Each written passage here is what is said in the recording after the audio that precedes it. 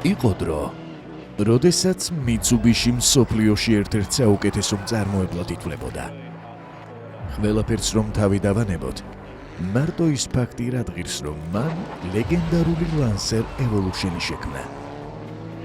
თუმცა 25 წლის წინ მათ დაუშვეს შეცდომა, რომელიც იაპონურ ავტომწარმოებელს არა მხოლოდ Evo-ს გადაშენებად, არამედ მთლიანი კომპანიის დაღუპვად დაუჯდა.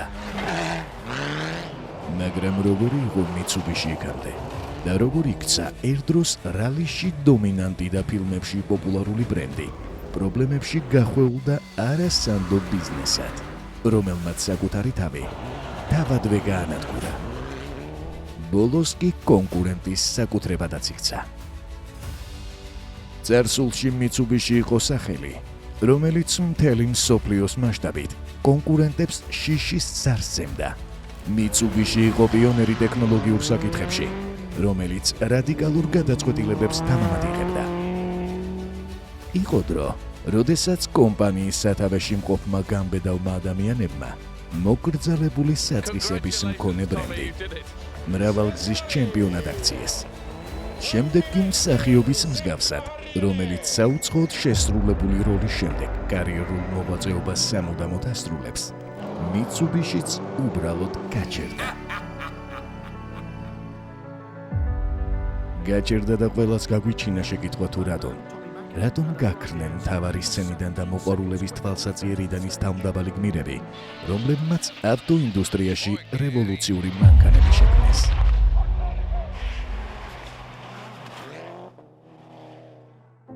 და რომელია თქვენი საყვარელი მოდელი, რომელსაც ეს ლოგო ამშვენებს? მოდით, ამის შესახებ კომენტარებში ახლავე დაწერეთ და ვიდეოს ყურების შემდეგ თქვენივე კომენტარს მიუბრუნდით. ისტორიულად, დინასტიებსა და იმპერიებს ძლიერი სტარტი არ აქვთ. როგორც წესი, მათი შენება ძალიან ნელი პროცესია და ყოველი მომდევნო თაობა ერთმანეთს ხრებზე აფიჭებს ფეხს. ალბათ თქვენც, თითქმის ყველა, Mitsubishi-ს ავტომობილების პატარა კომპანიად იცნობთ, რომელმაც პიკს 90-იან წლებში მიაღწია. მაგრამ რეალურად, მისი მოღვაწეობა 100 წლის წინ დაიწყო. Mitsubishi-ს ემბლემამ პირველად Model A დაამშვენა. ის 1917 წელს ვიხილეთ. Model A იაპონიაში პირველი მასობრივად წარმოებული მანქანა გახლდათ. კომპანიამ პირველი ინოვაციური მოდელი 4 პროტოტიპულ ეგზემპლარად 1936 წელს გამოაგორა და მას Mitsubishi PX-33 უწოდა. PX-33 პირველი იაპონური სედანი გახლდათ, რომელსაც მუდმივად მომუშავე სრულად ამძრავი სისტემა ჰქონდა. და დიახ, ის რამაც Mitsubishi ლეგენდად აქცია, სინამდვილეში ევოლუციურ მანქანამდე 50 წლის წინ დაიწყო.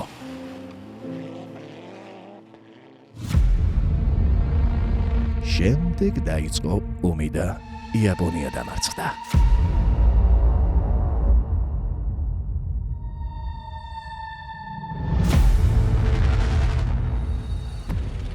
Mitsubishi იძულებული გახდა ისეთი სამხედრო თვითმფრინავების წარმოებიდან, როგორიც მაგალითად A6M0 იყო, სამოქალაქო ავტომობილებზე გადასულიყო.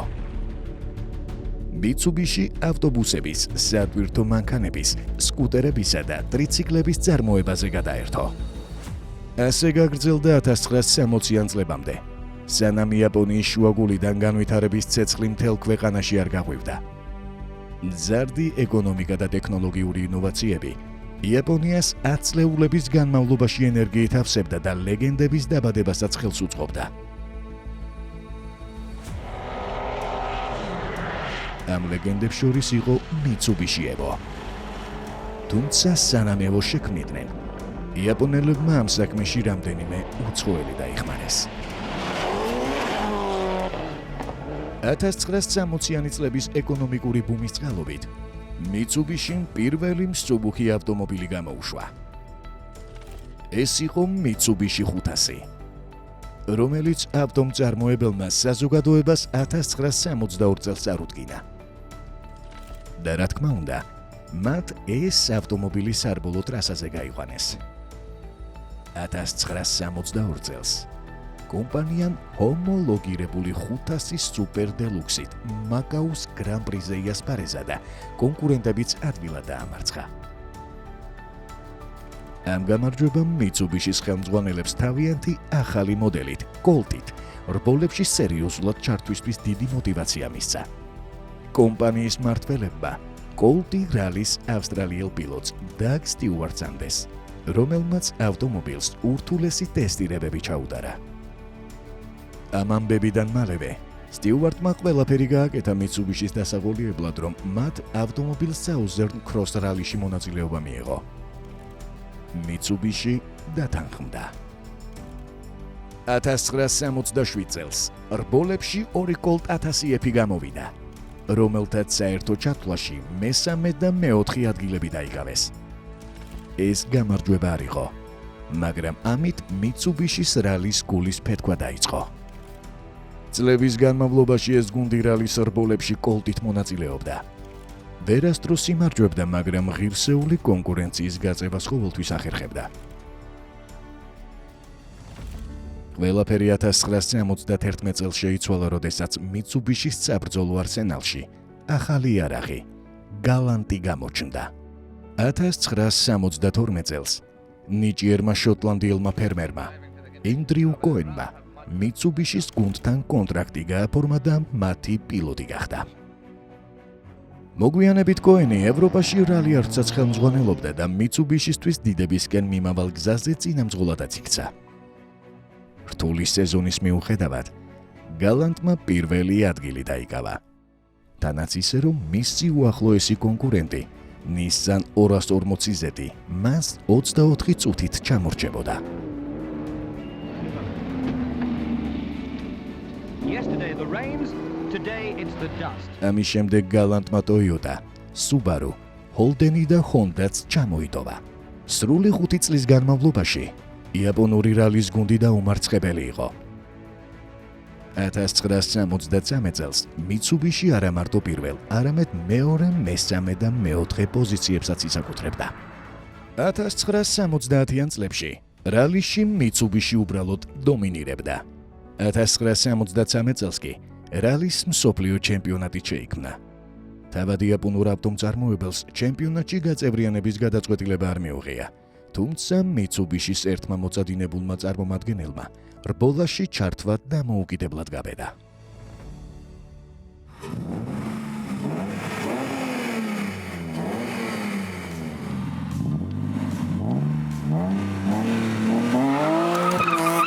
და ლაიქე, და კომენტარი, და რაც ყველაზე მთავარია, გამოიწერე.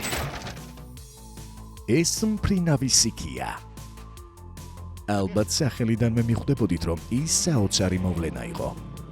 გადაჭარბებული არ იქნება თუ ვიტყვით, რომ Mitsubishi-ც მსოფლიო სცენაზე სწორედ მფრინავი სიკის რბოლებისადმი თავდადება მაიყვანა. მფრინავი სიკი, იგივე ჯოგინდერ სინგი, წარმოშობით ინდოელი, თუმცა კენიაში მცხოვრები მრბოლელი იყო. 1971 წელს სინგმა რალის აფრიკულ სცენაზე წარმოუდგენელი რეპუტაციის მოპოვება შეძლო. 1973-ში კი რალის მსოფლიო ჩემპიონატში მონაწილეობაც გადაწყვიტა. ყველანაირი მხარდაჭერის გარეშე პილოტმა მხოლოდ საკუთარი სახსრებით Mitsubishi გალანტი 16 LGS-ი შეიძინა და სრულიად დამოუკიდებლად რბოლაში ჩაერთო. მომდევნო წელს მოწოდინებულმა სინგმა Mitsubishi Lancer 1600 GSR-ი შეიძინა. ამჯერად კი Mitsubishi მკეთილინება და აფრიკულ ქვიშაზე მოასპარეზე მრბოლელს. მცირედით, მაგრამ მაინც სიმბოლურად მხარი დაუჭირა. ამ მხარდაჭერის ნიშნად Mitsubishi-მ Sings ავტომობილის ნაწილები გაუგზავნა. ჯოგინდერი Lancers, რომელიც საფარის რალიში ყველაზე სუსტ მანქანად მიიჩნეოდა, 5 დღის განმავლობაში მართავდა. შედეგი 1974 წელს თავდაჯერებულმა პილოტმა Mitsubishi-ს საფარის რალიში პირველი გამარჯვება მოუტანა.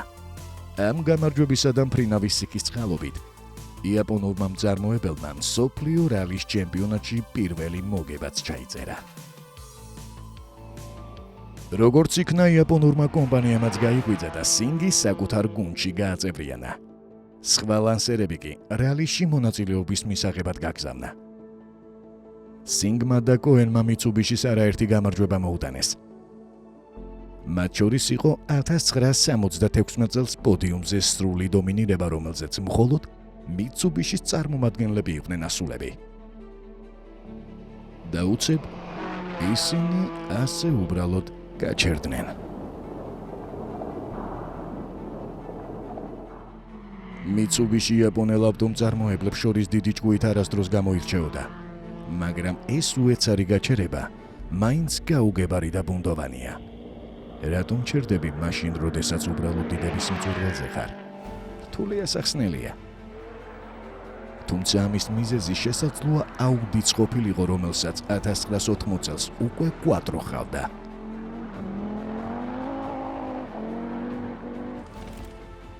მიცუბიშის 80-იან წლებში კონკურენტუნარიანი ლანსერის შექმნის მცდელობაც ჰქონდა. თუმცა მაქსიმუმი რაც მოახერხა, კვატროსთან 4 წუთიანი ჩამორჩენა გახდათ. ცხადი იყო, რომ გუნდს რეკონსტრუქცია და რეორგანიზაცია სჭირდებოდა. თუმცა ყველაზე მნიშვნელოვანი რაც იაპონელებს აკლდათ, მანქანის სრულად ამძრავი სისტემა იყო.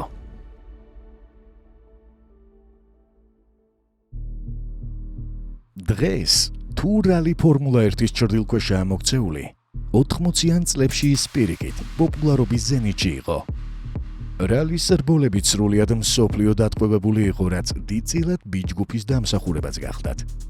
ბიჯგუფს უბრალოდ საზღვრები არ გააჩნდა. 4-ვე წამყვანისა და ტურბოების წყალობით რბოლები ფორმულა 1-ის მსგავს აღფრთოვანებას იწვევდა.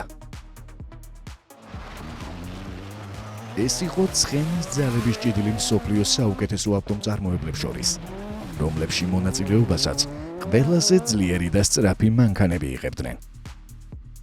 ამ მანქანებით კი მამაცი პილოტები უფრო მამაცი მაყურებლების შეძახილების ფონზე დაქროდნენ. მიცუბიშის გუნდში კარგად ესმოდათ, რომ ბიჯგუფის ნაწილი უნდა გამხდარიყვნენ. ამ მიზნით იაპონელებმა ნულიდან ავტომობილებისთვის სრულიად ახალი პლატფორმის შექმნა დაიწყეს. კონკურენტი უცვლელი გახდათ. მიცუბიშის აუდი კვატრო უნდა დაემარცხებინა. ამისთვის კი მისი ფორმულის გამოყენება გადაწყვიტა. არ გაგიკვირდებათ და იაპონელები გერმანელების ფორმულას მიხვდნენ. და მძიმე ცხვირის მქონე ტურბინიანი კუპე შექმნეს. ეს პლატფორმა მიცუბიში სტარიონი გახდათ. იაპონური ავტომწარმოებლის ახალი სპორტული ფლაგმანი. ენდრიუ კოენი, რომელიც რალი არც ევროპაში მართავდა, პროექტის ხელმძღვანელი იყო, მაგრამ აუდის დასამარცხებლად მიცუბიშის ალან უილკინსონი დასჭირდა. ალან უილკინსონი კი ის ადამიანი იყო, რომელმაც კვატროს შექმნასა და განვითარებაში დიდი წვლილი შეიტანა. კვატროს სრულად ამძრავი მექანიზმი ჰქონდა. სტარიონი კი 4-ვე წამყვანი გახდათ. მიცუბიშის გუნდმა სტარიონში მხოლოდ ის დატოვა, რაც აუცილებელი იყო, ხოლო დანარჩენი ყველაფერი პოლიკარბონისგან და კარბონისგან დაამზადა. 4-ვე წამყვანი სტარიონი მხოლოდ 950 კილოგრამს იწონიდა. დიახ, დაახლოებით იმდენს, რამდენსაც პირველი თაობის მიადა. სტარიონის 4-წამყვანიან ავტომობილს ლეგენდარული 4G63 ძრავის პირველი ვერსიაც დაუყენეს.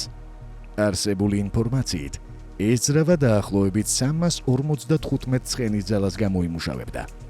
თუმცა მიცუბიშის გაწეული სამუშაოებისა და ძალისხმების მიუხედავად, იაპონურმა კომპანიამ ჯგუფ B-ში ასპარეზობა მაინც ვერ მოახერხა.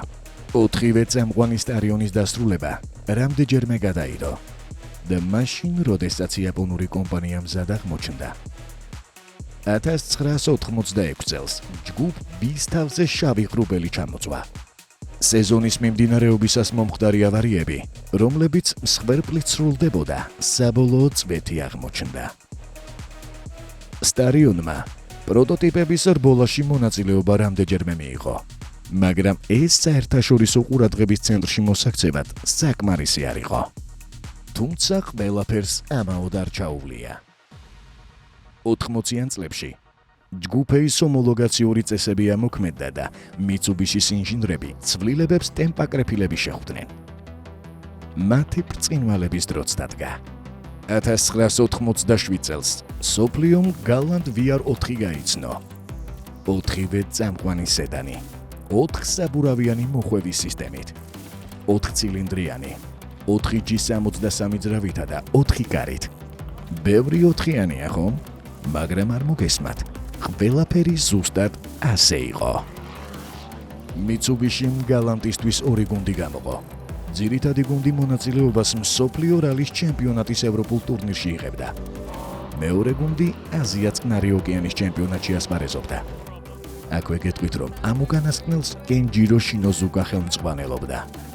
ადამიანი, რომელიც 1971 წლიდან Mitsubishi-ის პილოტი გახდათ. Mitsubishi-ის ევროპული რალის გუნდისთვის დიდება დღეს უცხო ხილი ნამდვილად არ გახლავთ. თუმცა მაშინ ჯერ კიდევ 1988 წელს კენჯირომ შეუძლებელი შეძლო და აზია წყნარი ოკეანის ჩემპიონობაც იზეიმა. შემდგომში შინოზუკამ დაკარის რალიც გამარჯვებით დაასრულა და პირველი იაპონელი პილოტიც გახდა, რომელმაც ევროპული მსოფლიო რალის ჩემპიონატის რბოლაში იმარჯვა. რალი არტის გუნდმა ევროპულ სცენაზე არაერთ წარმატებას მიაღწია. სადებიუტო წელს რამდენიმე რბოლა მოიგო და ორჯერ კონსტრუქტორთა ჩათვლაში მესამე ადგილიც მიითვალა. თუმცა რა თქმა უნდა ეს ის შედეგი არ იყო, რომელსაც Mitsubishi და რალი არტის გუნდი უმიზნებდა. 1993 წელს WRC-ის ჯგუფ A-ის წესები შეიცვალა. დრო იყო Mitsubishi სამუშაო მაგიდასთან დაბრუნებულიყო და ევოლუციისთვის მზადება დაეწყო. აი რა იყო მთავარი გამოწვევა. ახალი წესებით პატარა ავტომობილები ხეირობდნენ. ხოლო გალანტი, როგორც ჩვენს პატივცემულ უფროსი ასაკის მაყურებელს მოიხსენება, საკმაოდ დიდი ბიჭი გახდათ. Mitsubishi-საც ბევრი აღარ უფიქრია. მივიწყებული ავტომობილების სამყოფელში გაიარა და ძველი ლეგენდა ლანსერი გააცოცხლა.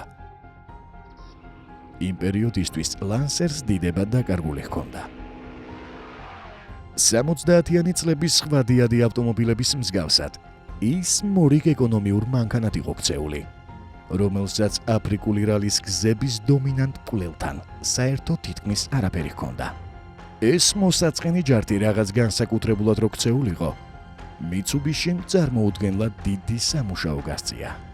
პირველი კი რაც იაპონელებმა გააკეთეს, იყო ის, რომ ლანსერს სრულად წამყვანი მექანიზმი დაუყენეს. მათ დასაბედნიეროდ, ეს მექანიზმი კომპანიამ სტარიონის წარმოებისას იდეალურად დაამუშავა, რასაც ვისკუს ცენტრალური დიფერენციალიც დაემატა. შედეგად ახალ ლანსერს გზის ყველა ელემენტთან განკლავება უპრობლემოდ შეეძლო. ამის შემდეგ Mitsubishi-ის გუნდმა მანქანაში საკულტო 4G63 ძრავა ჩადგა. უდრეკი, მუშა ძრავა, 4G63-ის პრაქტიკულად უსაზღვრო ძალის გამომუშავება შეეძლო. Mitsubishi-ის კარგი სტარტი გამოუვიდა. ლანსერი განვითარდა, მაგრამ კომპანიაში იცოდნენ, რომ ეს საკმარისი კვლავ არ იყო. საბედნიეროდ გუნდს გიჟური და დაუჯერებელი იდეები კიდევ ჰქონდა. ენდრიუ კოენი ხომ გახსოვთ? ვიდეოში ის ჩვენ რამდენჯერმე უკვე ვახსენეთ. 1993 წელს Lancer Evolution-ის პროექტის ხელმძღვანელი ის იყო. სწორედ მას მოუვიდა თავში ეს რადიკალური და ინოვაციური იდეა. გაუშვით ინჟინრები რბოლებზე. ასე დამგვარად, ოფისში მომუშავე სუფთა ინჟინრები საველე სამუშაოზე გავიდნენ. შედეგად, ტალახში კოტრიალთან ერთად რბოლებიც რომ არ წაეგოთ, მოტივაცია გაუჩნდათ. უკეთესად ემუშავათ. ჭკვიანი ადამიანების რჩევებისა და კოენის გამოცდილების წყალობით, Mitsubishi Evo-ს დიზაინს სისტემატურად ცვლიდა. რამდენად სისტემატურად? ამ მანქანას 7 წელში დიზაინი 6-ჯერ შეუცვალეს. იმავე პერიოდში მისი მეტოქის სელიკას კორპუსი მხოლოდ 2-ჯერ განახლდა. ხოლო WRX-მა მხოლოდ 1 თაობა გამოიცვალა.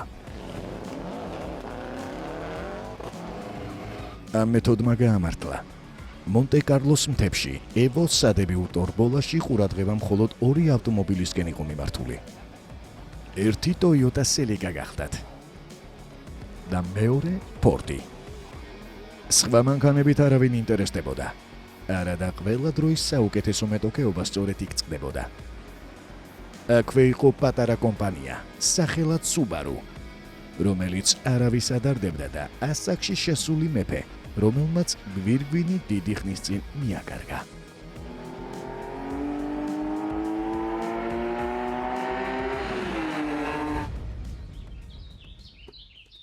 დალაიქეთ ვიდეო და გამოიწერეთ კრისტალ ავტოს YouTube არხი. ახლა კი თვალის ერთი დახამხამებით 1994 წელში გადავინაცვლოთ. Subaru, რომელსაც ლეგენდარული კოლინ მაკრეი მართავდა, დაგროვებული კულებით მეორე ადგილს იკავებდა. სრულებით ახალი Evo 2 კი მას კვალდაკვალ მიხვდებოდა. ამ სეზონში ჩემპიონი ფრანგი დიდიე ორიოლი, Toyota Celica-ი გახდა. მომდევნო სეზონში კი მაკრეიმ ჩემპიონობა არავის დაუთმო. მიუხედავად ამისა, ლანსერი მაინც სულ რაღაც ერთ ნაბიჯში მისთვის მეფის ტიტულის მოსაპარად იყო ჩასაფრებული. იმ წელს ორი რაღაც მოხდა. Evos ახლა უკვე აქტიური დიფერენციალი სისტემა ჰქონდა, რომელიც მას თოვლიან პირობებში დომინაციის შესაძლებლობას აძლევდა. წლის მეორე მნიშვნელოვანი სიახლე კი ტომი მაკინენის იგივე მფრინავი ფინელის გადაბირება გახდათ.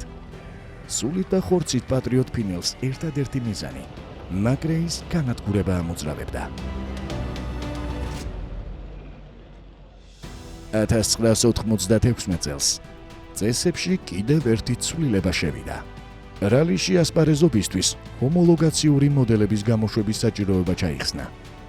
Mitsubishi-მ ბორკილება ხსნილი Lancer Evolution 3 წარადგინა.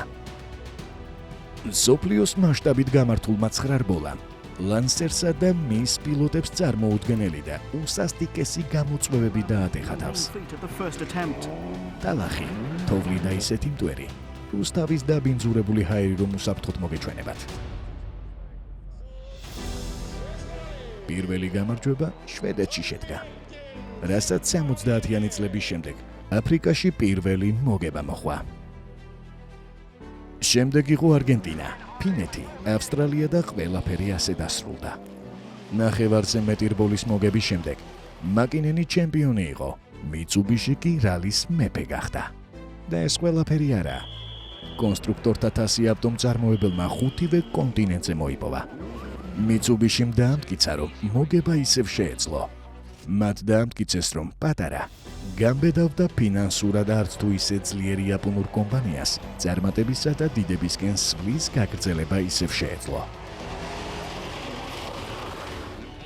თუმცა Evo 4 კვლავ მასობრივი წარმოებისთვის გათვლილ პლატფორმაზე იქმნებოდა. ამ დროს კი ყველა სხვა საჯინიბო სპეციალურად რალისთვის დამზადებულ ავტომობილებზე იყო გადასული. მაგრამ ამას მნიშვნელობა საერთოდ არ ჰქონდა. მაკინენმა, მისმა თანაგუნდელმა ბარნსმა და ახალწვეულმა ნიტელმა Mitsubishi-თან ერთად გამარჯვება კიდევ ერთხელ იზეიმეს. ერთადერთი რაც მაკრეისა და ფორდს იმედს აძლევდათ, იყო ის, რომ მაკინენს გრიპის გამო შეიძლება რბოლა გამოეტოვებინა. მაგრამ როცა ფინელი ხარ და სკანდინავიური სისხლი გაქვს, გრიპიც ვერ გაშინებს. მაკინენმა მოიგო. Evo 4 კი სცენაზე 1997 წელსაც დარჩა. მაშინ როდესაც მსოფლიო ჩემპიონატში ძირეული ცვლილებების კიდევ ერთი ეტაპი დაიწყო. ამჯერად 14 გასაოცარი რბოლა ვიხილეთ და ჯგუფი AIDS დასრულდა. ეს კი ნიშნავდა, რომ რალის ავტომობილების ახალი ვერსიების გამოჩენა ახლა უკვე გარდაუვალი იყო. ახლა თამაში უკვე ის ავტომობილები ერთვებოდნენ, რომლებიც მასობრივი წარმოებისთვის განკუთვნილი არ იყვნენ. Subaru იმპრეზას რალის მანქანას კარები აღარ ჰქონდა. Mitsubishi-ს გუნდს კორპუსის სრულად შეცვლა დასჭირდა, რათა ავტომობილისთვის ახალი დაკიდების სისტემა მოერგო, რომელიც საჯარო გზებზე არასდროს გამოიცდებოდა. ამასთან იმპრეზას მაბრუნი მომენტი 475 ნიუტონ-მეტრამდე გაიზარდა. რალის Toyota-ც დაუბრუნდა და საზოგადოებას 300 ცხენის ძალის მქონე სრულად ამძრავი Corolla წარუდგინა. Evo 4 ლავინდებურად ჯგუფ ACE ავტომობილებში ასპარეზობდა. მას კოროლაზე 50-ით ნაკლები ცხენის ძალა და 100 ნიუტონ-მეტრით ნაკლებით მაბრუნი მომენტი ჰქონდა. თუმცა ამ ჩემპიონატის შედეგებზე გავლენა არ ჰქონია. ახალწვეულებმა მაკინენის სამეფო ტახტიდან ვერ ჩამოაგდეს.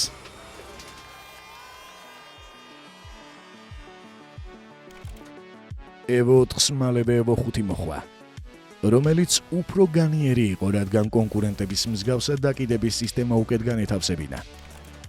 მიუხედავად ამისა, ძალისა და წონის მხრივ მეტოქეებს კვლავინდებურად ჩამორჩებოდა. მაგრამ ამ გარემოებებს მნიშვნელობა არ ჰქონია. ლანსერი კვლავინდებურად პოდიუმის უმაღლეს პოზიციაზე ავიდა. მოლოდინები არ გამართლდა.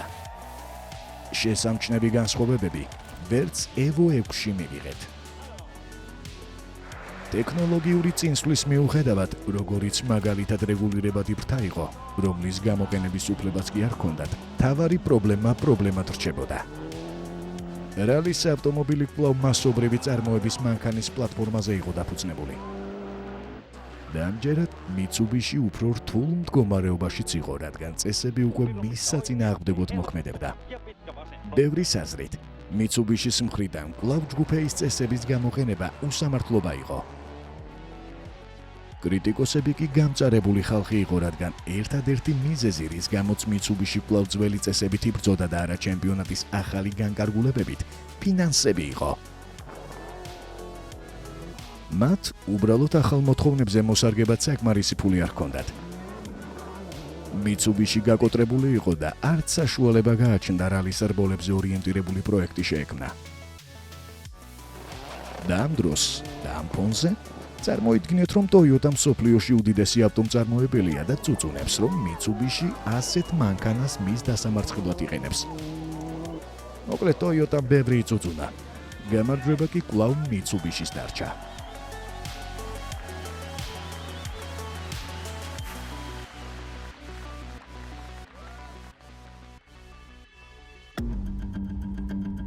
ტომის პატივსაცემად იაპონელებმა სპეციალური მოდელიც გამოუშვეს. მას 6.5 ევო უწოდეს და ისტორიას ყველა დროის ერთ-ერთი საუკეთესო იაპონური მოდელით შემოუნახეს. ტიტანის ტურბო, სპორტული გამშვების სისტემა, პროგრამირებადი კომპიუტერი და დაკიდების სისტემა, რომელიც ყველა Subaru-ს, რომელიც კი ოდესმე გამოშვებულა, თვით შეფასებას უნადგურებდა. და რა თქმა უნდა, რელიარტით შთაგონებული გაფორმება, რომელიც ყველას მიანიშნებდა, რომ ის რიგითი ეკონომიური მოდელი არ იყო და მასში დიდი ფულის გადახდა მოუწევდათ. სამწუხაროდ, წესების შეცვლამ, ფინანსების ნაკლებობამ და WRC-ში ახალი კონსტრუქტორების შესვლამ, ლანსერი ყველასთვის მთავარ სამიზნედ აქცია. 2000 წელს დაკავებული მეხუთე ადგილის შემდეგ, რელიარტი და მიცუბიში დანებდნენ და უშუალოდ რალისთვის განკუთვნილი ავტომობილი შექმნა დაიწყეს. ყველასთვის საყვარელი Lancer Evolution-ისგან განცალკევებულმა მანქანამ მოლოდინი ვერ გაამართლა. უდიდესი იმედგაცრუება და დარტყმა 2002 წელს მოხდა, როდესაც მაკინენი ლურჯ ბოროტებას შეუერთდა და შემდეგ სპორტიდან სამუდამოდ წავიდა. ამ ნაბიჯით მფრინავმა ფინელმა ახალ ამომავალ ვარსკვლავს სებასტიან ლოებს დაუთმოგზა. მიცუბიშის რალის მანქანამ პროგრესი განაგრძოდა 2005 წელს. ბოლო ადგილებიდან შუა პოზიციებზე გადაინაცვლა. მაგრამ მწვერვალზე დასაბრუნებლად საკმარისი ფინანსური რესურსი კვლავ არ ჩანდა. 1980-იანი წლებიდან მოყოლებული კომპანიას საშინელი მმართველობა ჰყავდა. კატასტროფული გადაწყვეტილებებიც მიიღო და ვერც პიარ კოშმარებს გადაურჩა. 2005 წლის დეკემბერში მიცუბიშიმ საბოლოოდ განაცხადა, რომ რალის რბოლებში მონაწილეობას აღარ მიიღებდა. როდესაც რბოლებში მონაწილეობის გაგრძელებასა და გაბანკროტებას შორის არჩევანის დროც დადგა, მიცუბიშიმ აუტლენდერების წარმოება არჩია. მალევე რელიარტი დაიხურა. მიზეზი ის იყო, რომ ენდრიუ კოენი პენსიაზე გავიდა. მისი შემცვლელი კი ვერ მოიძებნა. შესაბამისად, საჭირო ფინანსებიც არ გამოჩნდა, რომ დიდი ისტორია გაგრძელებულიყო. თუმცა მანამ სანამ Mitsubishi რბოლებში მონაწილეობაზე საბოლოოდ უარს განაცხადებდა, იაპონური ავტომწარმოებელი რამდენიმე გახმაურებულ სკანდალში გაეხვა. ანუ რა გამოდის? რალიდან წასვლის შემდეგ ბრენდი მოყვარულების მენტალური ეკრანიდან თითქმის გაქრა. ხოლო გახმაურებული საქმეებით ინდუსტრიაში ყველანაირი რეპუტაცია შეილახა. ეს კი სიტუაციას მხოლოდ და მხოლოდ ამძიმებდა. დიდებული მე-20 საუკუნის შემდეგ ახალ ეპოქაში Mitsubishi პირველი დღეებიდან განწირული იყო. ასე და ამგვარად, პირველ მასშტაბურ სკანდალში კომპანია პირდაპირ 2000 წელს აღმოჩნდა და Mitsus 30 წლიანი საიდუმლოც გამჟღავნდა. როგორც გაირკვა, კომპანია ბოლო 3 ათწლეულის განმავლობაში ავტომობილებში დეფექტებს სისტემატიურად მალავდა. წარმოიდგინეთ, საუბარი გვაქვს თითქმის 9 მილიონ ავტომობილზე, რომლის უკან გაწვევაც კომპანიას დაუყოვნებლივ მოუხდა. დეფექტები კი ეხებოდა ყველაფერს, მუხრუჭების გაუმართავობით დაწყებული, საწვავის ხუფის დეფექტებით დასრულებული. და ამ უბედურებაში ჩვენი ლეგენდარული ლანსერი და გალანტიც კი მოხვდნენ. Mitsubishis რეპუტაცია განადგურებისკენ მიექანებოდა. პრობლემები უბრალოდ არ სრულდებოდა. 2004 წლის მაისში Mitsubishi ახალ სკანდალში გაეხვა. საგზაო სატვირთო მანქანების შესახებ კანონის დარღვევის გამო კომპანიის 5 მაღალი დონის პირი და Mitsubishi Motors Corporation-ის 2 ყოფილი დირექტორი დააგავეს. საქმე კვლავ მანქანებში დეფექტების დამალვის ფაქტს ეხებოდა. თუმცა ვითარება ბევრად უფრო რთული იყო. კომპანიის აღმასრულებლების დაკავება 2002 წელს მომხდარ ფატალურ შემთხვევას უკავშირდებოდა. ტრაგიკული ავარიის დროს Mitsubishi სატვირთო მანქანას ბორბალი მოძრა, რის შედეგადაც დედა დაიღუპა, ხოლო მისი შვილი მძიმედ დაშავდა. ავტომწარმოებლის რეპუტაცია დასამარდა. Mitsubishi განადგურებული იყო. ფინანსურ პრობლემებს კი ბოლო არ უჩანდა. თავის გადასარჩენად იაპონელები ახლა უკვე ყველაფრისთვის მზად იყვნენ. თავარი პარტნიორის პოვნა იყო, რომელიც კომპანიას დაღუპვისგან იხსნიდა. თუმცა საშველი არ საჩანდა. Mitsubishi-მ პირველი ქარხანა ავსტრალიაში 2008 წელს დახურა. შემდეგ იყო ახალი ზელანდია. 2015 წლისთვის კი დასავლეთ ევროპაში და ჩრდილოეთ ამერიკაში ობიექტების დახურვაც დაანონსა. ქარხნები დაიხურა და Evo-ს წარმოება ოფიციალურად დასრულდა. ალბათ იკითხავთ, უარესი რაღა უნდა მოხდეს? დიახ, სწორად მიხვდით. კიდევ ერთი სკანდალი. 2016 წელს Mitsubishi კვლავ გამოცემების მთავარ სათაურად იქცა. საქმე კიდევ ერთ ტყუილთან მქონდა. Mitsubishi-ის პარტნიორმა Nissan-მა აღმოაჩინა, რომ იაპონელები 2002 წლის შემდეგ არაზუსტი ტესტირების მეთოდების გამოყენებით საწვავის მოხმარების მონაცემებს ხელოვნურად ამცირებდნენ. კომპანიას ახლა უკვე აღარავინ ენდობოდა.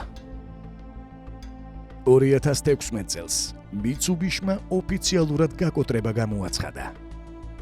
სწორედ ამ დროს Nissan-ი გამოჩნდა, რომელმაც Mitsubishi-ის საკონტროლო პაკეტის სანაცვლოდ 2.2 მილიარდი დოლარი გადაიხადა.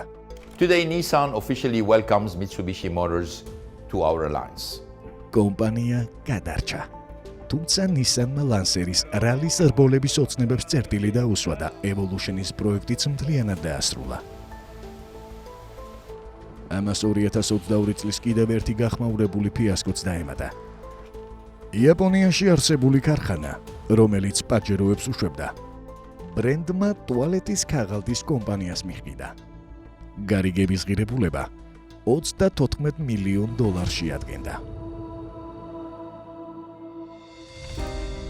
გავიდა წლები და დღეს Mitsus სადილეროს საგამოფენო დარბაზი ბრენდის მოყვარულთათვის უცხო სივრცედ იქცა.